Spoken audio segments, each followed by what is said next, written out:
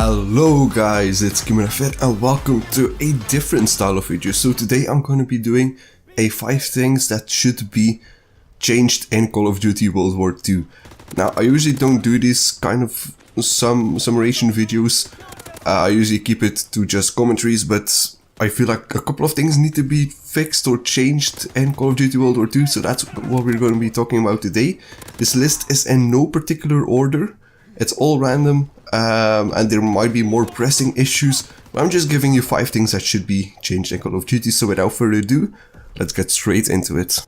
So the first point on the list is consistency. Now, there are 2 things that should be changed for the sake of consistency. The first one is camouflage. Now, if you go to change a, if you go to personalize a gun, then you expect that everything is in the same place for every gun.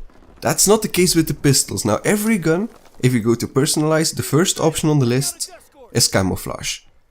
It's not that way for the pistols. There's a second option. The first option is pistol grips, which is exclusive to pistols. Now, if you're like myself, and pretty much every other person in the world, you've got a bit of muscle memory, and you go to check your camouflage progress on your pistols after you've been grinding out ARs, SMGs, LMGs, and you constantly go to pistol grips. And that's really annoying and really should be changed. And the second point on that list, why the fuck is headquarters in front of public match? If you have the main menu, do not change it. If you add something, add it in a place where there was nothing else before. I see why you don't load this into the headquarters automatically anymore, and I agree with that change 100%. But why did they need to put headquarters before public match? That way you want to play public match after having a month of public match in the first spot, suddenly headquarters. You want to play public match, oh no, sorry, we'll have to wait a minute before you load into the HQ now. Thank you, Sledgehammer. Now for the second part, I only have 2 things to say, so I'm gonna keep it short. A bomb has been planted on our ammo supply! B's retreating! Keep firing! The third point, I might be going on a rant here, but it's gun balance. Now, pretty much all the gun balance updates thus far have been made in the light of pro players. They say this gun is overpowered, Sledgehammer changes it. Now they don't really look at the casual community or everyone who just plays public matches, and that's sad, because that's 99.9% of your players, and you're kind of neglecting those. We do need better gun balance in this game, because at the moment there's always like one gun that's superior to the rest. At the moment it's the bar. It used to be the FG42, before that it was the bar, and it's a sad affair really. We should be able to use a lot of guns that are on the same level to each other. Like thinking back to Black Ops 2, if you looked at the ARs, pretty much every AR, except for the SMR, was viable. Now, the M1A1 isn't really viable, the SVT is situationally viable. What do you have? The M1 Garand is not really viable, the Gewehr is not really viable. Yeah, that's basically it. The STG and the bar and the FG42 are viable. And then there's one more, can't think of it at the moment. And the Johnson is also viable. That's 4 of the 8 ARs. And we haven't really started on the other guns. So yeah, we need more gun balance in order to even things out. Like the last update gave us a buff to the combat shotgun, which is the best shotgun as is, but the other shotguns are left out. Both of the double barrels, the Luftwaffe and the sawed-off, need a huge buff because they're weak as fuck. And the toggle action, maybe a small buff for normal game modes, but don't buff it to the point where it gets even better in hardcore. So that's everything for gun balance. I'm not gonna waste more words on it. It's pitiful as it is and really should be improved. Now the fourth topic on our list is social rank.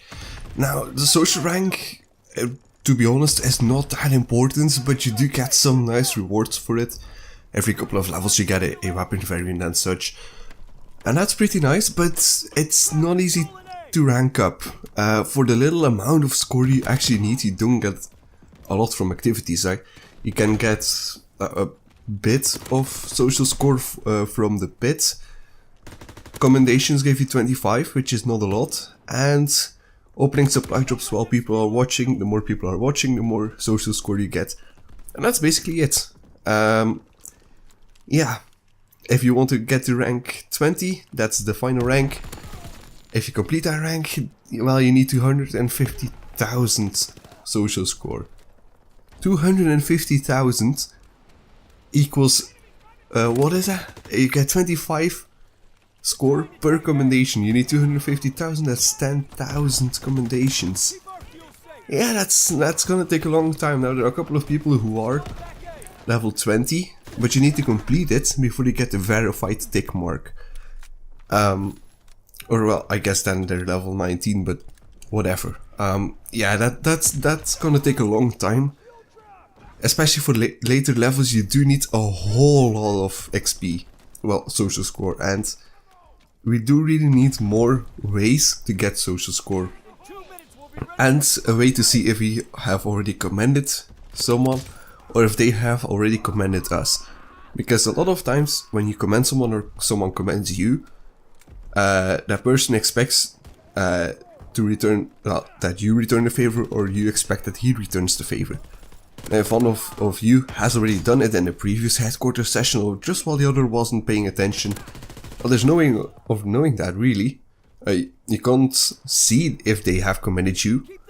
So sometimes you get situations where people are following you around, asking for a commendation, but you can't give them one because you already did, but they don't know that. So that's a big issue, and we kinda need something to, well, to fix that really. And last but not least, we need a medal counter. Now, it's not the most important thing in the game, I know, but it's nice to have.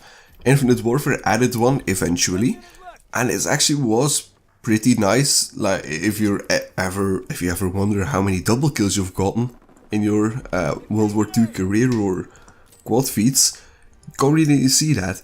And that's another thing with the quad feats, we need a quad feat medal. There isn't one at the moment. Well, you'll get a Fury kill or a Frenzy kill or whatever you got at that moment, but there's no quad feat medal. That's also something we need.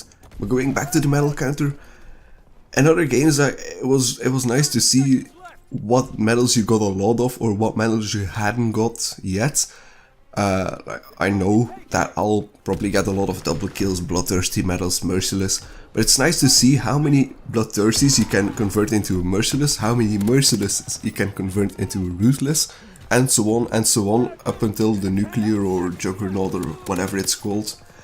That's nice to know, like, to see how good of a player you are or how well you cope with stress of higher kill streaks. And you can really learn a lot from the medal counter. You can improve as a player, and see what you tend to do a lot. You can see, well, from a medal counter of a person, you can see what his playstyle is. So yeah, that's basically it. So yeah, we need a medal counter ASAP. So there you have it. Those were my 5 points that should be fixed or changed in Call of Duty World War II. Now, whether you agree with this or not, it's all up to you, I guess. But anyway, if you disagree or agree with something, definitely let's try to have a discussion down in the comments if you're interested. So anyway, that was all I've got. I hope you enjoyed. Might just be Kimirafer as always. I'm signing off. See ya.